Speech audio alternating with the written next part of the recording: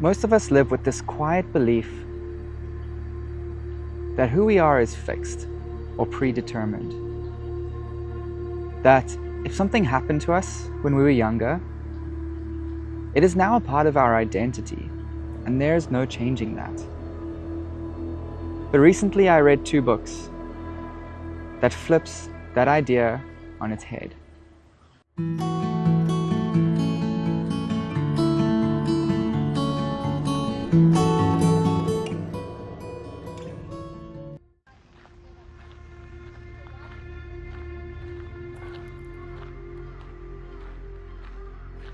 Here's the story we've all kind of grown up with, whether we know it or not.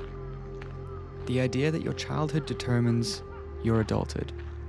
That the traumas, patterns, and personalities around you when you were small are the biggest predictors of how your life will turn out. This comes mostly from Freudian psychology, the idea that our unconscious minds are shaped by our past, and that we spend our lives acting out patterns we don't even understand. But what if that story isn't the whole truth? What if we actually get to choose what our life means?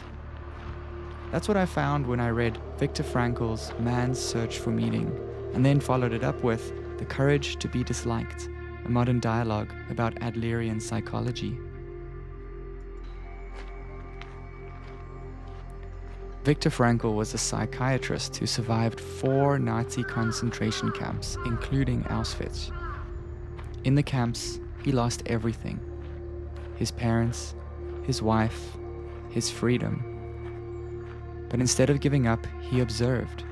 He noticed that the people who survived weren't always the strongest, but they were the ones who found meaning in their suffering. Everything can be taken from a man, except one thing, Frankl wrote. The last of human freedoms, to choose one's own attitude in any given set of circumstances, to choose one's own way. Frankl believed that our deepest drive isn't pleasure or power, but meaning. And logotherapy, the practice he developed after the war, is based on helping people discover their unique purpose, especially in the face of pain. There's one story that really stuck with me from the book. In the camp, Frankl noticed a man who was deteriorating, depressed, hopeless, and not eating. Frankl asked him what had kept him going so far. The man said he had a son waiting for him in another country, but then he received news that his son had died. Within days, the man lost the will to live and passed away. Frankl didn't judge him. He used this as an example of how meaning, once lost, can determine our fate, but also how meaning, when found, can save us. Then I read The Courage to be Disliked, which is based on the psychology of Alfred Adler. It's structured like a conversation between a frustrated young man and a calm philosopher. And just like Frankl, Adler believed we aren't the product of our past. Instead, we are the meaning makers of our present. People are not driven by past causes, but move towards goals that they themselves set. One analogy from the book hit me hard. The philosopher says, imagine you're boiling water. You put a carrot in it, and it gets soft. You put an egg in the same water, and it gets hard. Same environment, different outcome. Why? Because each object responds differently. Adler's point is, it's not the event that shapes you, it's how you interpret and respond to it.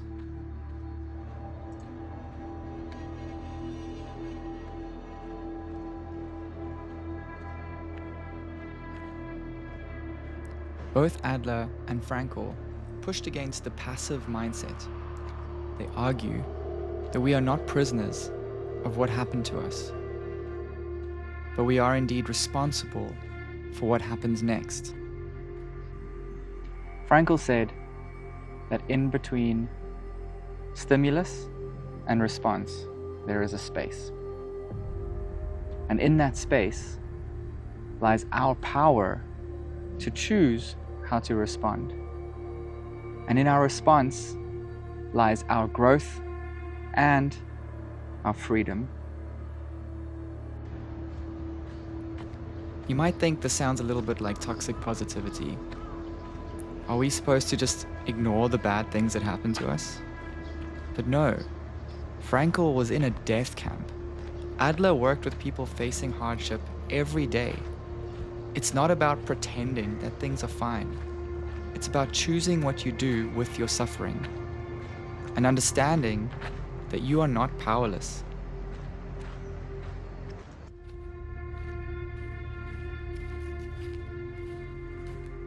Here's why this matters. We live in a time where victimhood sometimes feels like identity.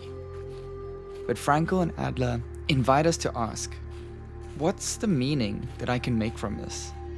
What purpose do I choose going forward? That shift from being shaped by life to shaping life is liberating. Frankl quoted Nietzsche saying that he who has a why to live can bear almost any how. When we choose meaning, when we decide our direction, we don't erase our pain.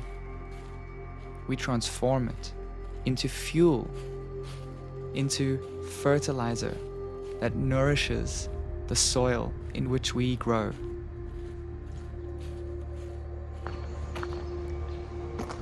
You are not just the things that have happened to you. You are the story you choose to tell about those things. Frankl and Adler didn't hand us easy answers. They handed us something far more. The belief that we have the power to choose, and the belief that we are free.